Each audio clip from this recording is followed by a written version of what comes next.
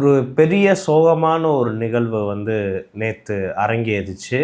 ஊடகவியலாளர், பத்திரிகையாளர் ரொம்ப வருட காலமா வந்து இந்த பத்திரிகை துறையில, இந்த அதிகார வர்க்கத்துக்கு எதிரா குரல் எழுப்பிட்டு இருக்கக்கூடிய சவுக்கு சங்கர் அவங்களோட மகன், தான் உயிர தானே வந்து மாய்த்துக்கிட்டு அவரு இயற்கை எய்திட்டாரு அப்படின்ற ஒரு விஷயம் வந்து கேள்விப்பட்டோனே எல்லாருக்குமே மிகப்பெரிய ஒரு சோகம் வந்து ஆச்சு.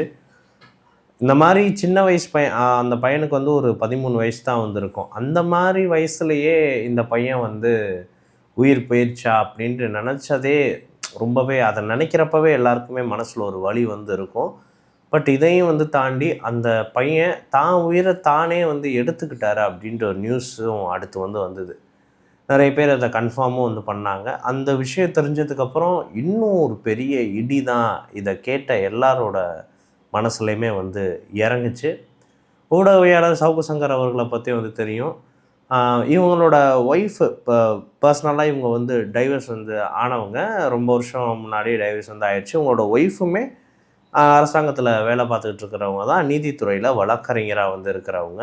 நிலவுமொழி செந்தாமரை அவர்கள் தான். அவங்களோட பையன் தியோ 13 வயசு தான் வந்து ஆயிருக்கும். பட் ரொம்பவே ஸ்மார்ட்டா நெறைய இந்த ஹைப்பர் சைல்டா வந்து நெறைய பசங்க துரு துரு துருன்னு இருப்பாங்க இல்லையா? அந்த மாதிரி துருதுருன்ட்டு வந்து இருக்கக்கூடிய ஒரு பையன் தான் இந்த தியோ. ஸோ சவுக்கு சங்கர் அவர்கள் அவங்களோட குடும்பம் அந்த டைவர்ஸ் விவாகரத்து காரணமாக பிரிஞ்சிருந்த காரணத்தினால, நிலவுமொழி அவங்களோட மொத்த அரவணைப்பில தான் அந்த பையன் தியோ வந்து வளர்ந்தான். இப்ப சென்னையில அவங்க வந்து வேற ஒரு ஊர்ல இருந்து சென்னைக்கு ரீசென்ட்டா வந்து வந்தாங்க.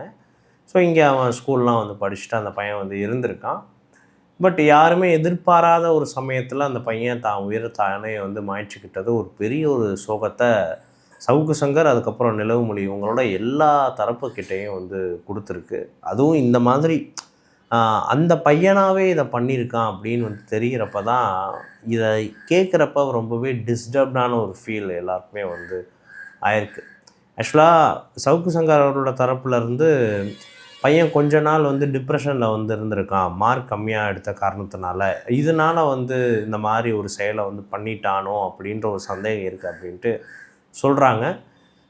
ஒரு பக்கம் எல்லா ஊடகவியலாளர்கள், எல்லா பிரபலங்கள் எல்லாருமே இந்த ஒரு துக்க நிகழ்வுக்கு சவுக்கு சங்கர் அவர்களுக்கும், நிலவுமொழி அவர்களுக்கும் தங்களோட ஆழ்ந்த அனுதாபங்களை தெரிவிச்சுட்டு வந்திருக்காங்க. அது மட்டும் வந்து இல்லாமல் இதை நார்மலான ஒரு இயற்கை எய்தின ஒரு மரணமாக வந்து இல்லாமல் தான் உயிரை தானே ஒரு சின்ன பையன், அதுவும் 13 வயசு தான் வந்து ஆகுது, அவன் எடுத்துக்கிட்டான் அப்படின்றது தான் யாராலையும் ஏற்றுக்கவே முடியாத ஒரு விஷயமா வந்திருக்கு. இது சம்பந்தமாக நிறைய கான்ட்ரவர்சிஸும் வந்து ஓடிச்சு. சவுக்கு சங்கர் அவரோட தரப்பில், அதாவது தரப்புனா அவர் வந்து கிடையாது, அவர் சார்ந்த ஒரு சில ஐடிஸ் எல்லாம் வந்து இருக்கும் இல்லையா? ஸோ அந்த ஐடிஸ் எல்லாருமே வந்து இவங்களை அக்யூசேஷன்லாம் வந்து பண்ணிகிட்டு இருக்கக்கூடிய ஒரு விஷயம்லாம் வந்து ஆச்சு. பட் இது எதுவுமே வந்து இல்லாமல் ஒரு தார்மீக ரீதியாக இது ஒரு பெரிய சோக நிகழ்வு. இதுக்கு எல்லாருமே வந்து சேர்ந்து அந்த பையன் தியோ, சின்ன பையன் தியோ அவர்களோட அந்த ஆன்மா சாந்தி அடைய எல்லாருமே வந்து பிரார்த்திக்கணும். இதுதான் கரெக்டான ஒரு நடைமுறையாக வந்திருக்கும். இது சம்பந்தமாக இவங்களோட தாயாராக வந்து இருக்கக்கூடிய நிலவுமொழி செந்தாமரை மேம் அவர்கள் வந்து ஃபேஸ்புக் பக்கத்தில் ஒரு பெரிய நீண்ட ஒரு ஐட்டம் வந்து போட்டிருக்காங்க. அந்த பையனை எந்த அளவுக்கு மிஸ் பண்ணுறேன், என்ன வந்து நடந்தது அப்படின்ட்டு.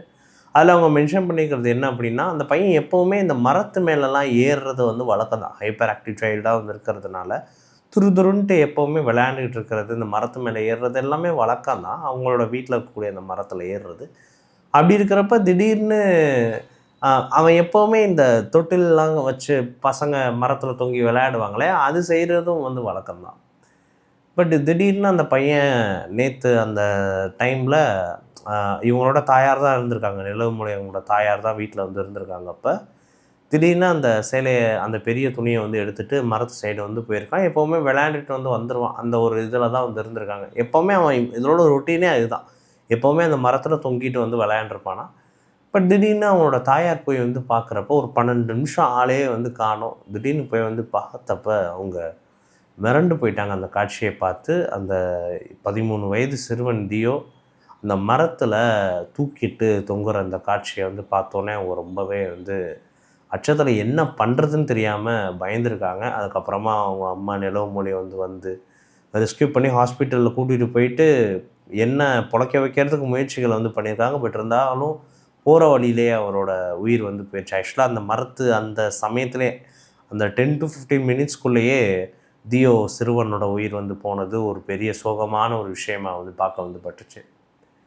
ஸோ இது சம்மந்தமாக நிறைய கான்ட்ரவர்சிஸ் எல்லாம் வந்து இருந்தாலும் இதெல்லாம் வந்து உதறி வந்து தள்ளிட்டு சவுக்கு சங்கர் அவர்களோட அந்த மனதுக்கிட்டையும் நிலவுமொழி அவர்களோட அவங்கக்கிட்டேயும் நம்ம எல்லாருமே வந்து கூட நின்று சப்போர்ட் பண்ண வேண்டியதுதான் வந்து தார்மீக அடிப்படையில் முக்கியமான ஒரு விஷயம். ஏன் அப்படின்னு வந்து பார்த்தா சவுக்கு சங்கர் அவர்கள் பற்றி தெரியும். இப்போ தான் அவங்களோட தாயாருமே வந்து இறந்துருந்தார். ஒரு 2 மாத காலத்துக்குள்ளேயே பையன் அதுவும் இந்த மாதிரி தான் உயிரே வந்து மாய்ச்சிக்கிட்டது, அது அவங்களோட சூழ்நிலையிலேருந்து யோசிச்சு பார்த்தா எப்படி அவங்களால தாங்கிக்க முடியும் அப்படின்னு தெரியாத, அது நமக்கு புரியவே வந்து இல்லை எப்படி இவங்க தாங்கிப்பாங்க அப்படின்ட்டு. இன்னொரு பக்கம் நிலவுமொழி அவர்கள் ஒரு சிங்கிள் பேரண்ட்டாக அவங்க அவ்வளவு பிரச்சனைகள் வந்து இருந்தும் பையனை வந்து வளர்த்துருக்காங்க, தியோவை வந்து வளர்த்துருக்காங்க. திடீர்னு இந்த மாதிரி ஒரு சம்பவத்தை தான் பையன் பண்ணுவான் அப்படின்றத அவங்க நினச்சி கூட பார்த்துருக்க வந்து மாட்டாங்க. அந்த ஒரு தாயோட மனசு எந்த அளவுக்கு வந்து பதறி இருக்கும் அப்படின்றதையும் நம்மளால் ஏற்றுக்கவே வந்து முடியல, அதை புரிஞ்சிக்கவே வந்து முடியல அவங்களோட பெயின் அது எல்லாத்தையுமே. ஸோ அந்தளவுக்கு பெரிய இக்கட்டான விஷயங்களை அவங்க த்ரூ பண்ணிட்டு வந்து இருக்காங்க.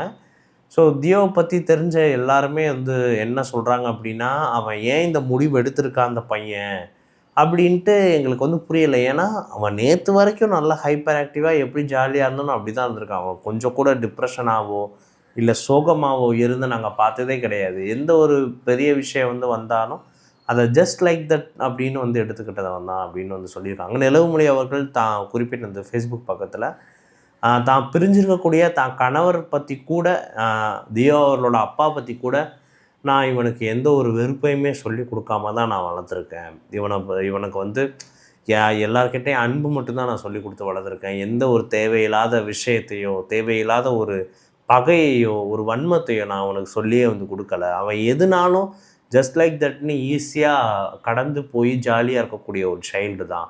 அவன் என்ன காரணத்தினால இந்த முடிவை எடுத்தான் அப்படின்றத எங்கள் எல்லாராலையும் வந்து புரிஞ்சிக்கவே வந்து முடியலை, கண்டும் பிடிக்க வந்து முடியலை.